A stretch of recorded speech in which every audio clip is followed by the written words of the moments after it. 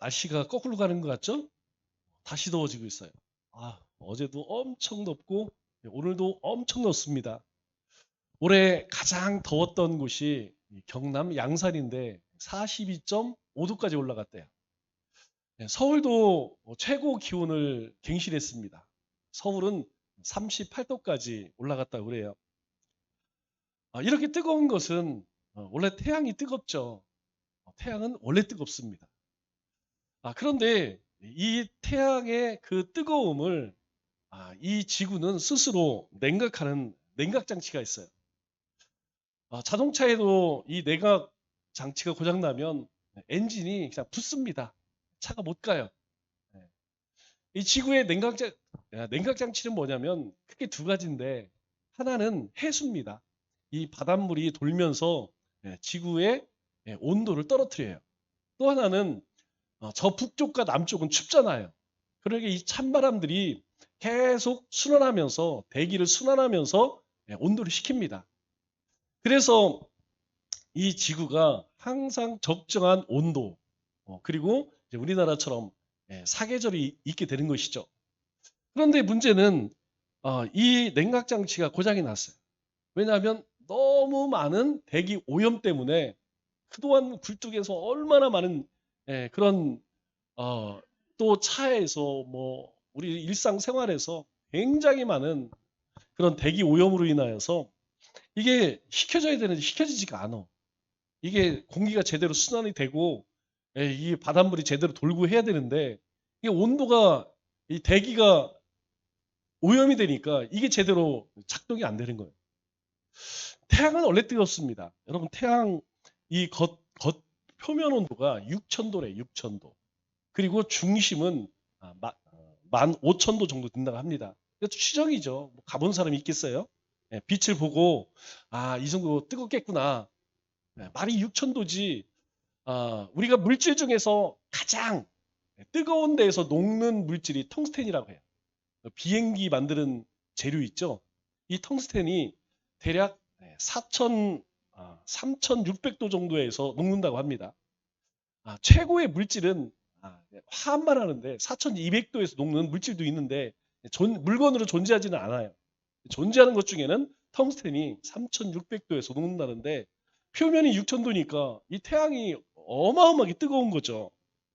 그런데 궁금한 게 있어요. 그러면 이 태양의 열기가 뜨거울까요? 아니면 하나님의 사랑이 더 뜨거울까요? 우리가 뭐 이거 물어볼 필요도 없이 하나님의 사랑이 훨씬 더 뜨겁죠. 그런데 중요한 것은 하나님의 그 뜨거운 사랑을 내가 경험하고 있느냐. 우리가 올해 밖에 나가면서 아이고 더워 더워 죽겠다, 이게 막 그냥 입에서 저절로 나와요. 그런데 혹시 내가 하나님의 사랑 때문에 뜨거워 죽겠다, 여러분 그런 적 있으셨나요? 저도 그런 적 별로 없는 것 같아요. 더워 죽겠다는 말은 뭐 수도 없이 하루에도 뭐 몇 번씩 이야기하는데, 우리 하나님의 사랑이 너무 뜨거워서 내가 살지를 못하겠다, 이런 고백은 별로 없었던 것 같아요. 그러면 왜 하나님의 사랑이 이 태양의 열기보다 더 뜨거울까요? 우리는 신앙생활 하는 사람들이니까 한번 생각을 해봐야겠죠? 왜 하나님의 사랑이 더 뜨거울까? 왜냐하면 이 태양은 아무리 뜨거워봤자 그 열을 측정할 수가 있어요.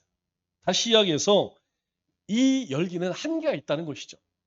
뭐 겉은 6,000도, 안에는 뭐 15,000도가 아니라 뭐 10만 도라 할지라도 한계가 있습니다. 그러나 하나님의 사랑에는 한계가 있을까요? 없다는 거예요. 하나는 측정이 가능하지만 하나님의 사랑은 측정할 수가 없다는 것입니다.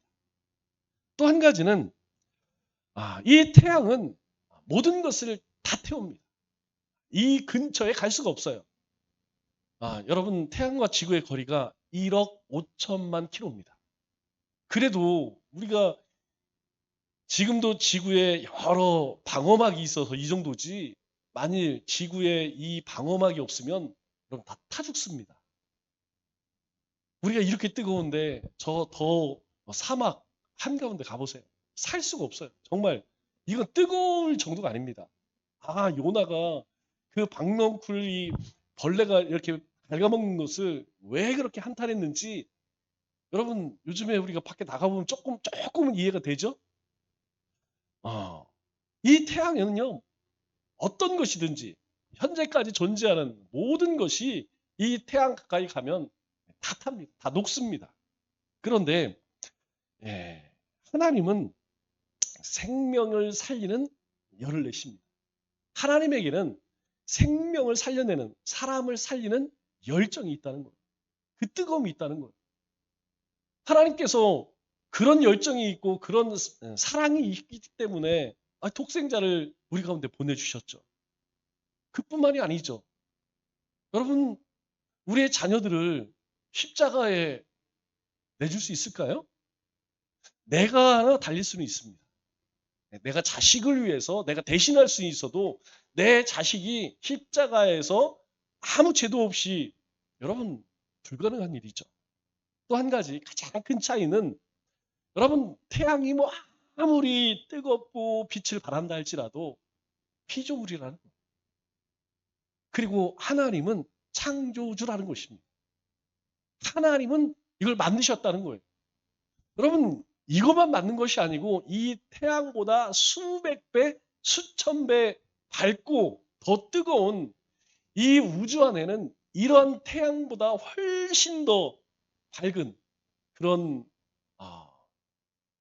빛들이 여러분 셀 수가 없습니다. 셀 수 없이 많다는 거예요. 그런데 우리는요 그거에 근처도 못 갑니다. 가장 가까운 것이 30억 광년이에요. 30억 광년. 30억 광년이라는 것은 빛의 속도로 30억 년을 가야지 갈 수 여러분 불가능한 거리죠. 그냥 우리가 눈에 보이니까 그 보이는 것도 이미 30억 년 전의 빛이에요. 그 외에 다른 빛들은 벌써 수천억 년 전에 이건 뭐 우리가 어떻게 계산할 수 있는 그런 게 아니죠. 하나님은 창조주세요. 그런 하나님이십니다. 이 태양은 하나님 만드신 피조물에 불과하다는 것이죠. 하나님이 우리를 그렇게 뜨겁게 사랑하신다는 거예요. 우리가 살아갈 때 절대 잊어서는 안 되는 것이 바로 이겁니다. 그리스도인이 왜 정체성을 잃으면 안 되느냐? 가장 중요한 게 하나님이 우리를 이렇게 사랑하고 있다는 거예요.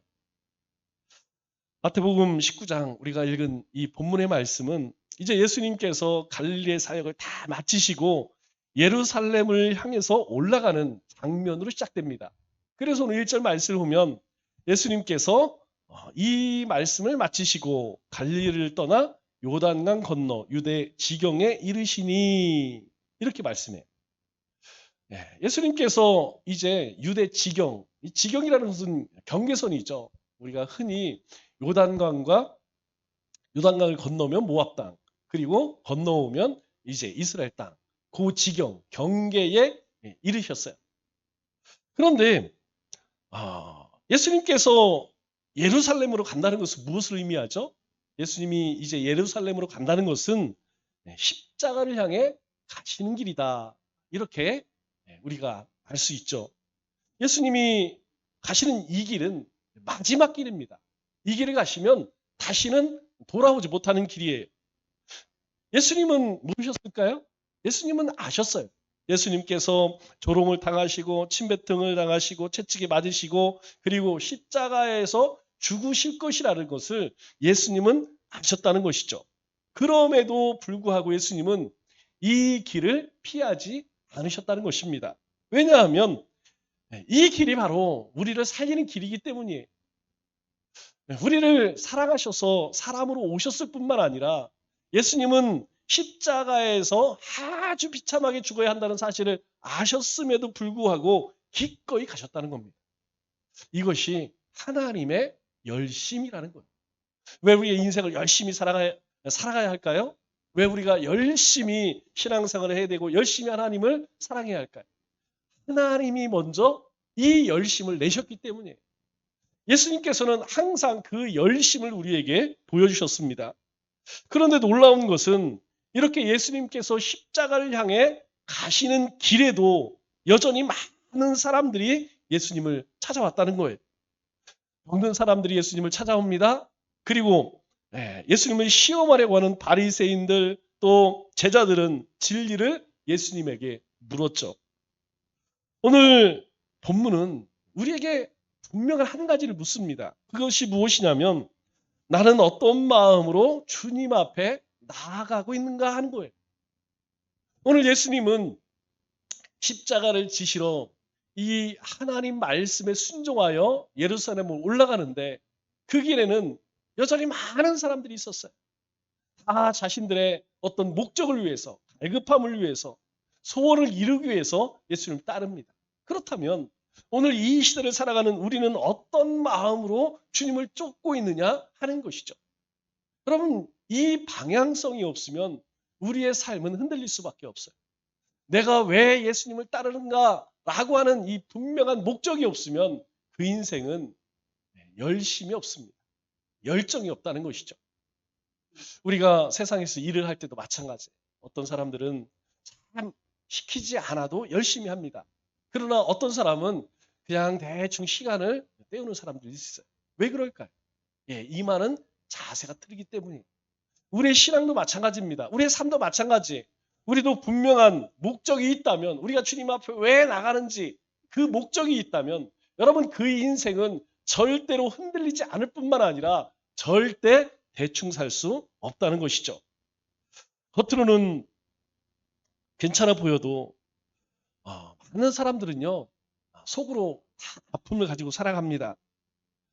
가정의 문제가 있고 또 육신의 문제, 또 관계의 문제, 신앙의 어떤 갈등들 이거 없이 살아가는 사람은 한 명도 없습니다.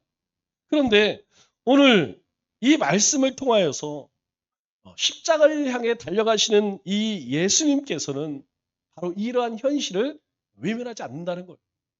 우리가 가지고 있는 예수님께서 비록 하나님 주신 사명을 향해 달려가는 정말 외로운 길이죠. 아무도 모르죠. 그럼에도 예수님께서는 예수님을 찾아온 이 모든 사람들을 결코 외면하지 않으셨다는 것입니다. 먼저 2절 하반절 말씀을 보면 이렇게 말씀하고 있죠. 큰 무리가 따르거늘. 많은 사람이 예수님을 따랐다는 거예요.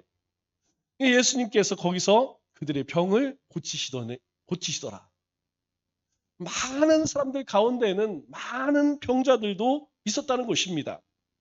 즉 예수님께서는 이 마지막 길에서도 여전히 고통당하는 사람들을 긍휼히 불쌍히 여기셨다는 것이죠. 예수님께서는 인간적으로 보면 참 무서운 길이죠. 억울한 길이죠. 그런데도 예수님께서는 이 자신에게 찾아온 이 병자들을 외면하지 않으셨습니다. 예수님은 우리의 영혼만 불쌍히 여기시는 분이 아니라는 것이죠. 우리의 육신도 또 우리의 눈물도 또 우리의 가정과 우리의 자녀들, 우리 현실의 문제에도 예수님께서는 여전히 관심을 가지고 계세요.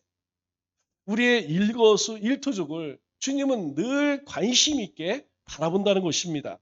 그래서 예수님께서는 문둥병을 고치시고 혈병 여인을 고치셨고 또 눈먼 자를 보게 하셨고 또 죽은 나사로를 살리셨습니다. 물론 우리의 육체는 언젠가 약해지고 병들고 죽게 됩니다. 아마 예수님이 살리셨던 나사로도 다시 분명 죽게 될 것입니다. 그러나 주님께서는 이 병든 자들을 고치셨다는 거예요. 다시 병들고 죽게 될 인생이지만 예수님에게 찾아온 모든 그들의 고통을 예수님께서는 무시하지 않았다는 것입니다. 이것이 오늘 우리가 살아가면서 받는 큰 위로라는 거예요. 사람은 그렇지가 않습니다. 사람은 한 번, 두 번, 세 번, 몇 번 이렇게 받아주죠. 그러나 계속해서 똑같은 이야기를 똑같이 하게 되면 여러분 어떤 사람도 나중에는 짜증 안 나는 사람이 없어요. 우리는 주님의 마음이 있기 때문에 몇 번이든 몇십 번을 이야기해도 받아줍니다. 여러분 그러나 우리 안에 주님의 마음이 없으면 여러분 받아주기 쉽지가 않습니다. 우리 옛말에 긴 병에 효자 없다는 말이 있어요. 여러분 이것을 안 해본 사람 모릅니다. 여러분 아무리 부모를 할지라도 5년, 10년, 20년 잘해 누워 그 부모를 모신다는 게 보통 힘든 것이 아니에요. 힘듭니다. 우리는 주님의 마음이 있기 때문에 이렇게 세상 가운데 상처받은 영혼들 또 안타까운 그런 많은 사람들의 삶을 우리는 품어줄 수 있어요. 그러나 여러분 세상은 그럴 수 없다는 것이죠. 주님께서 바로 우리에게 그렇게 하셨다는 것이죠. 우리 가운데에 누구든 육체의 질병이 찾아올 수 있습니다. 육체의 질병뿐만 아니라 마음의 병도 또 영혼의 문제로 고통받을 수밖에 없어요. 그러나 오늘 주님이 우리에게 보여주시는 것은 그 십자가를 향해 가는 그 길에서 그들을 고쳐주셨듯이 그 주님은 여전히 우리로 하여금 그런 연약함이 있다면 주님 앞에 나오라는 것입니다. 주님 앞에 나오면 주님께서 고쳐주신다는 것이죠. 타시아에서 주님은 멀리 계신 분이 아니라는 것입니다. 주님은 항상 우리와 함께 계시는 분이라는 것이죠. 그래서 하나님의 백성을 자신의 백성들을 주님은 만져주시고 위로하시고 회복시켜 주신다는 것입니다. 여기서 중요한 것은 치유가 단지 병을 낫는다 여기에 머물지 않는다는 것입니다. 진짜 치유는 여러분 주님을 만나는 것이에요. 병이 나아도 주님을 잃으면 그 영혼은 죽는 것입니다. 여러분 육체가 낫는 게 중요할까요? 아니면 우리의 영혼이 사는 게 중요할까요?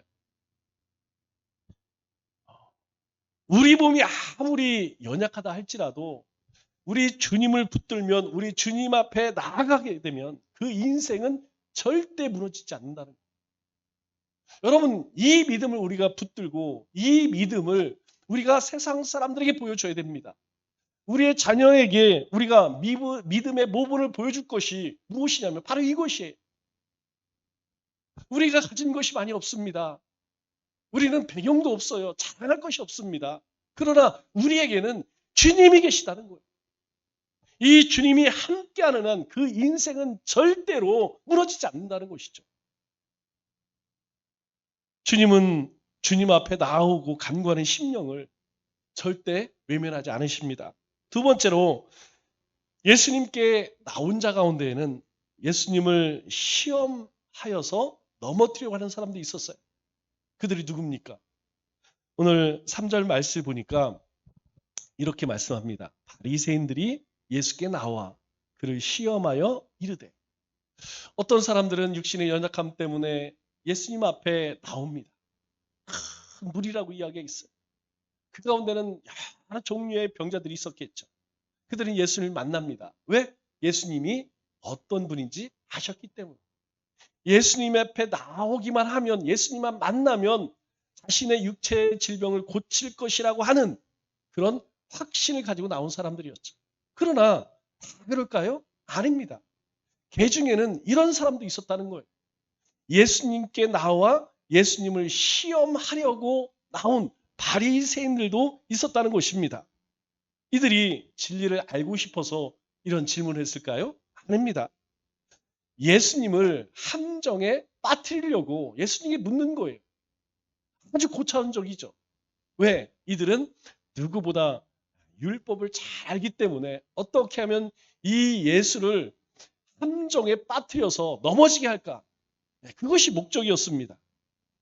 당시 유대 사회에는 이 이혼 문제를 두고 많은 논쟁이 있었죠. 여러분 오늘 이 시대에도 똑같습니다. 그러면 이때에는 다를까요? 아닙니다. 여러분 예전이나 지금이나 사람 사는 데의 문제는요 똑같아요. 똑같습니다. 왜 그럴까요? 사람의 본성이 부패했기 때문에 이 부패한 삶 속에서 나오는 것은 항상 선한 것일까요? 악한 것일까요? 예, 악한 것입니다. 그래서 어떤 사람은 이 이혼 문제를 아주 엄히 보는 사람이 있었고 어떤 사람은 사소한 이유로 이혼하는 사람도 있었다는 것이죠. 왜 그럴까요? 여러분 율법이라고 하는 것은 하나님의 기준에서 바라봐야 합니다. 그러나 이 율법을 자기 입맛에 맞게 해석을 해서 적용을 하게 되면 뭐든지 합리화시킬 수 있는 거예요. 대표적인 게 그 장로 유전이라고 하는 613가지죠. 여러분 그때에는 안식일에는 이 장로 유전에 따르면 심리박은 이야기할 필요도 없고 주일날 먹어야 할 거 아니에요. 그러면 먹으려면 빵을 구워야 될 거 아니에요. 빵을 굽는 건 땀 흘리는 일하는 것이죠. 그러면 거기에 또 사용되는 물건들이 있죠. 그런데 그것은 다른 일들은 안 된다라고 하면서 안 먹을 수는 없으니까 해야 되잖아요. 그래서 그들에게 또 다른 걸 만들어 놔요. 요 장소에서 요걸 만지는 건 또 문제가 안 돼. 여러분 이와 같이 사람은요 참 약어요. 어떤 금지 명령이 있으면 그것을 합리화시키려고 사람은요 더 많은 지혜를 모으게 됩니다. 그래서 사람들이 하나님께서 원칙적으로 이혼을 금하셨는데 어때요? 이혼은 해야겠어. 왜 이혼을 할까요? 다른 여자가 없으면 이혼을 하겠습니까? 물을 필요도 없죠. 자기 아내, 자기 남편만 사랑하면 무슨 문제가 있겠습니까? 그런데 그렇지 못하기 때문에 어떤 이유를 만들어서 그렇게 이혼하려고 했다는 것이죠. 그래서 이러한 문제들을 이러한 인간의 본성을 바리새인들도 잘 알고 있었어요. 그들이 율법을 몰랐을까요? 잘 알고 있었습니다. 그럼에도 불구하고 예수님을 이 논쟁 속으로 끌고 들어가는 거예요. 왜요? 예수님을 공경에 빠뜨리기 위해서. 만일 예수님께서 이혼해라 그러면 어떻게 했습니까? 이혼하라 하면 율법을 정면으로 어기는 것이죠. 이혼하지 마라 그러면 아니 이러이러한 문제는 분명히 성경에서 말하고 있는데 왜 금합니까? 어느 쪽으로 대답을 해도 예수님은 공경에 처할 수밖에 없는 그런 상황이죠. 그런데 우리가 중요한 것이 한 가지가 있어요. 이제까지 예수님께서 우리에게 보여주신 것은 예수님이 율법을 모르셨을까요? 아닙니다. 율법 다 아셨습니다. 그러나 예수님은 이러한 당시의 전통이나 이런 율법에 갇히지 않는 분이라는 거예요. 왜요? 바로 이 하나님께서 율법을 만드셨기 때문에 예수님이 율법 안에 갇힐 수가 없는 것이죠. 그래서 예수님은 이렇게 말씀하십니다. 4절 이후에 예수께서 내발 이르시되 사람을 지으시니가 본래 그들을 남자와 여자로 지으시고 첫 번째 우리가 기억할 것은 하나님은 분명히 남자와 여자로 만드셨습니다. 그러면 다른 성이 있을까요? 없어요. 여러분 이것이 왜 중요한지 아시죠? 시대가 타락하면 가장 먼저 인간의 본성 가운데 나오는 것이 무엇이냐면 성적인 문제입니다.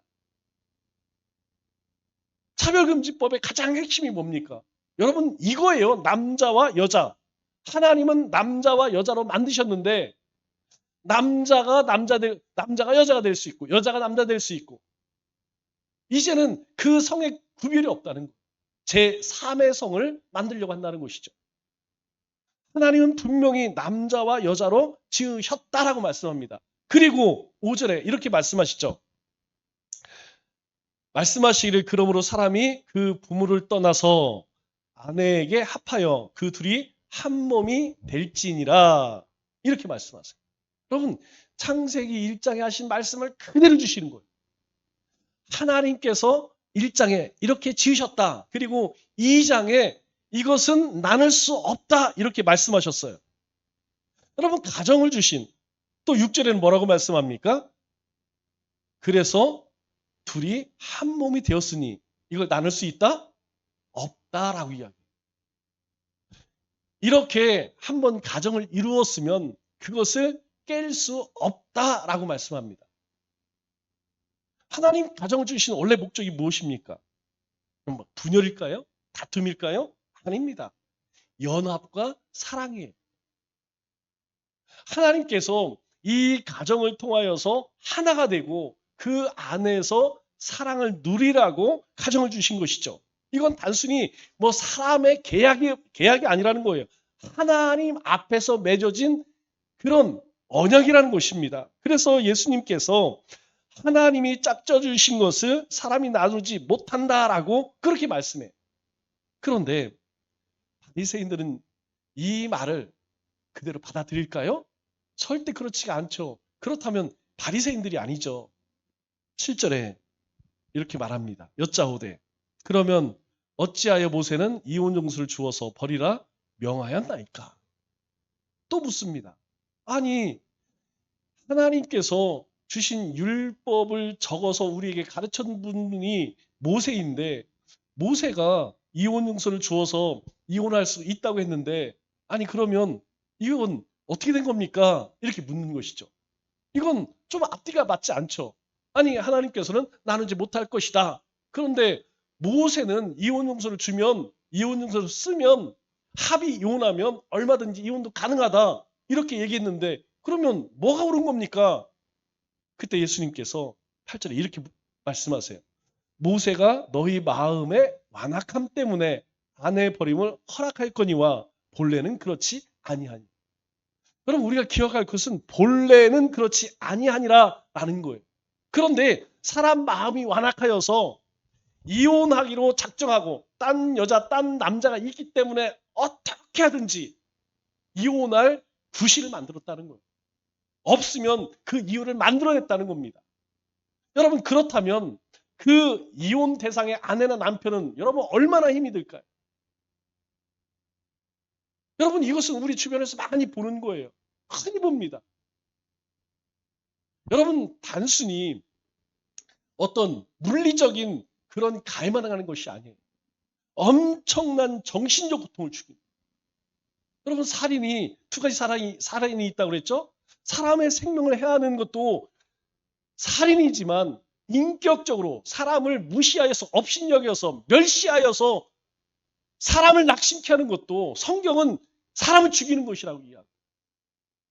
그 이야기하는 거예요. 모세가 너희 마음이 완악하기 때문에 아내 버림을 허락하니와 율법적으로 그렇게 이혼하지 말라 하니까 그 아내가 배우자가 스스로 이혼하자 할 때까지 어떻게 해요? 인격적인 고통을 준다는 거예요. 그래서 어쩔 수 없이 그럴 상황이 되었다면 도저히 살 수 없다. 그런 상황이 되면 서로 합의하여 이혼 증서를 써서 갈라지게 하는 것이 낫다. 그러나 뭐라고 말씀해요? 예수님은요. 본래는 그렇지 않다라고 이렇게 말씀하십니다. 여러분 우리가 기억할 것은 세상의 모든 것, 우리의 삶, 우리의 가정, 우리가 살아가는 모든 우리의 삶의 현실 속에서 우리의 감정과 편리함으로 판단할 수 없다는 것입니다. 세상 사람들은 그럴 수 있어요. 그렇게 살아갑니다. 그러나 하나님의 백성들에게는 뭐라고 말씀하세요? 본래 그렇지 아니하니라. 우리의 감정이나 편리함으로 하나님이 정하신 것을 하나님이 정하신 그 질서를 마음대로 바꿀 수 없다는 거예요. 내가 힘드니까 내가 더 행복해 하니까 사람들 세상이 다 그렇게 하니까 여러분 이것이 하나님의 백성들에게는 기준이 될 수 없다는 거예요. 세상 사람들에게는 이게 기준이 되었습니다. 그러나 우리에게는 절대 그럴 수 없다는 거예요. 이 말은 뭡니까? 하나님의 백성들은 세상 풍조가 아니라 하나님의 말씀이 항상 기준이 되어져야 된다는 거예요. 가정 문제도 마찬가지입니다. 부부 문제는 감정으로만 유지되지 않아요. 우리 유명한 말 있죠? 여러분 연애는 판타지, 결혼은 현실이란 말이 있어요. 이전에 제가 섬기던 목사님이 항상 하시던 말씀이 있습니다. 이 결혼을 하려고 오는 그런 청년들에게 이분이 마지막에 꼭 하는 말씀이 남자는 눈이 이마에 있어도 생활 능력이 있어야 된다. 항상 이 말씀을 마지막에 하세요. 지금은 뭐 맞벌이 하니까 그렇지만 여러분 어쨌든 하나님은 남자에게 가장의 권세를 주셨어요. 여러분 어떤 모습을 하고 있건 가정을 이루었을 때에 주어진 역할이 있습니다. 그 역할을 감당하지 못하게 되면 여러분 그 가정이 건사가 안 됩니다. 여러분 처음에는 사랑으로 다 극복이 되죠. 그러나 몇 달이 갈까요? 몇 년이 갈까요? 한 3년 가나요? 이 좋은 감정, 사랑하는 감정만으로 살 수 없다는 것입니다. 그래서 이 결혼은 약속과 책임, 또 용서와 인내, 그리고 사랑과 절제가 반드시 동반되어져야 된다는 거예요. 이거 없이 그냥 사랑만으로 여러분 그 결혼은 얼마 못 갑니다. 결혼은 내가 원하는 사람과 결혼해 사는 것 같지만 그게 끝이 아닙니다. 하나님 앞에서 나에게 맡겨주신 그 사람을 사랑하는 거예요. 중요한 것은 하나님 앞에 가정을 이루었다는 사실입니다. 여러분, 그러다 보면 요즘에 이 가정 가운데서 고통당하는 사람들을 어떻게 할 것인가? 여러분, 아주 심각한 사람들 많아요. 우리가 뭐 상상이 안 되는 그런 악한 그런 사람들이 많이 있습니다. 그런 가정에 이 고통당하는 사람은 어떻게 할 것이냐? 그런 사람들이 이혼했다고 하여서 정죄해야 되느냐? 여러분, 그 얘기하는 게 아닙니다. 우리가 폭력이나 학대나 심각한 죄로 인하여서 어려움을 겪는 그런 사람들이 있다면 당연히 그들을 보호하고 회복하는 울타리가 되어줘야 되죠. 그들이 힘이 되어줘야 합니다. 동시에 우리가 기억할 것은 하나님이 만드신 이 창조 질서와 이 결혼의 거룩함을 가볍게 여겨서는 안 된다는 거예요. 그래서 예수님께서 중요한 말씀하십니다. 그것이 무엇이냐면 10절과 12절 말씀에 10절에 이렇게 말씀합니다. 만일 사람이 아내에게 이같이 할진대 장가들지 않는 것이 좋겠나이까. 자, 이제 예수님께서 그것은 너희 마음대로 막 만들어낸 거니까 그거는 옳지 않아. 원래 하나님은 그렇게 가정을 주신 것이 아니야. 이러니까 이제 제자들이 물어요. 그러면 사람이 장가들지 결혼 안 하는 게 차라리 낫겠네요. 그럴 바에는 차라리 그냥 혼자 사는 게 낫겠네요. 이 말이죠. 그랬더니 예수님이 이렇게 말씀하십니다. 사람마다 이 말을 받지 못하고 오직 타고난 자라야 할지니라. 이 말의 의미는 무엇이냐면 결혼을 할 것이냐 말 것이냐, 이혼을 할 것이냐 말 것이냐, 이것은 자의의 자신의 의지에 따라서 결정한 문제가 아니라는 것입니다. 그러면서 하시는 말씀이 12절에 이렇게 말씀하세요. 어머니로부터 태어날 때부터 고자된 자가 있고 스스로 고자가 된 사람이 있고 천국을 위해 스스로 고자가 된 새 사람, 새 경우를 이야기해 주세요. 다시 이야기해서 이 말의 의미는 무엇이냐면 결혼을 할 수도 있고 혼자 살 수도 있고 결혼할 수 없는 상태에도 있는 사람이 있다는 것이죠. 그러나 중요한 것은 무엇일까요? 그러면 결혼하는 것은 잘하고 혼자 사는 것은 못하고 어떤 육체의 결함이 있으면 그것은 큰 죄인인가? 그걸 이야기하는 것이 아닙니다. 주님께서 말씀하시고자 하는 것은 이것이 어머니의 태로부터 고자진 자. 예, 태어나면서부터 어떤 육체적인 문제가 있어서 결혼할 수 없는 사람도 있을 수 있어요.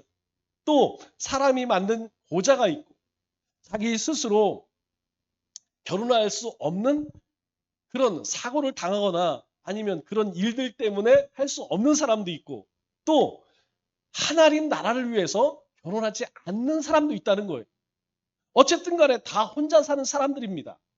그러면 이 혼자 사는 사람들 그리고 앞서 11절에서 이렇게 말씀하고 있죠.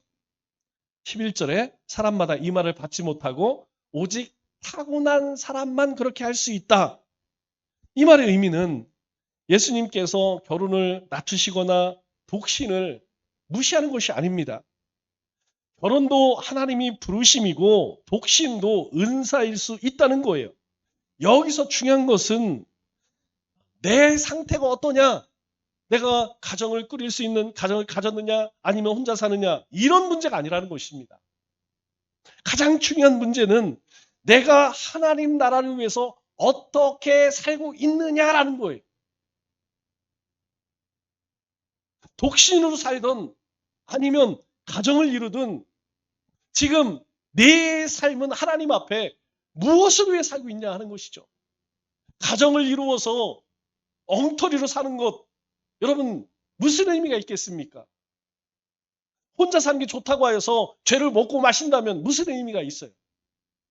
그래서 혼자 살든 가정을 이루든 중요한 것은 하나님의 영광을 위해서, 하나님의 나라를 위해서 어떻게 살 것이냐, 어떻게 살아가고 있느냐, 이게 중요하다는 것입니다. 결혼한 사람은 배우자에게 신실함으로, 사랑함으로 하나님의 나라를 드러낼 수 있어야 돼요. 저 가정을 보니까 야, 참 결혼해야겠구나. 야, 결혼한 사람들은 뭔가 다르구나. 아, 저 사람은, 저 가정은 참 행복하구나. 화목하구나. 그냥 사랑이 넘치는구나. 요즘 말로 막 꿀이 흐르는구나. 여러분, 이럴 때 하나님의 영광이 드러나는 것이죠. 또 독신으로 사는 사람은 그 자리에서 더 온전히 주님 앞 변신할 수 있어야 돼. 혼자 산다고 하여서 이놈 저놈 만나고 지가 하고 싶은 거 다 하고, 여러분 그래서 하나님의 영광이 드러날 수 있을까요? 사도 바울이 이야기해 그럴 바에는, 내가 육신의 정욕이 이기지 못할 바에는 결혼하는 것도 좋다고 말씀하세요. 왜요? 사도 바울은 복음 때문에, 복음 전하는 일 때문에 일생 혼자 살았기 때문이에요. 그래서 사도 바울도 이 말씀을 그대로 인용하여서 이런 성적인 문제로 시끄러운 고린도 형들을 향하여서 권면하는 것이 바로 그것입니다. 결혼을 하든 결혼하지 않든 중요한 것은 우리가 하나님 앞에 어떻게 살아가고 있느냐, 이게 중요하다는 것이죠. 말씀을 맺겠습니다. 그럼 우리는 참 연약합니다. 그래서 감정이 흔들리고 세상 풍조에 끌리고 또 내가 편한 대로 살고 싶어 하죠. 그러나 본래 그랬을까요? 본래는 그렇지 않았죠. 우리는 하나님의 형상으로 지음을 받았습니다. 그래서 주님께서 오늘 우리에게 뭐라고 말씀하십니까? 이 말을 받을 만한 자는 받을지니라. 이 말을 받을 만한 자는 받을지니라. 무엇을 하든 하나님의 영광을 살기를 원한다면 주님께서 우리에게 무슨 말을 하고 있는지 이것을 잘 듣고 새겨서 그렇게 하나님의 영광을 위해 살라, 이렇게 말씀하는 것이죠. 이 말씀은 하나님의 창조 질서로, 또 말씀의 기준으로, 십자가의 사랑으로 돌아가라는 주님의 부르심입니다. 남은 3일도 우리의 생각과 편리함을 쫓아 사는 것이 아니라 하나님의 뜻을 분별하고 하나님 나라의 부르심 안에서 우리에게 주신 사명을 쫓아 사는 우리 믿음의 권속들 다 되시기를 주님의 이름으로 축원합니다.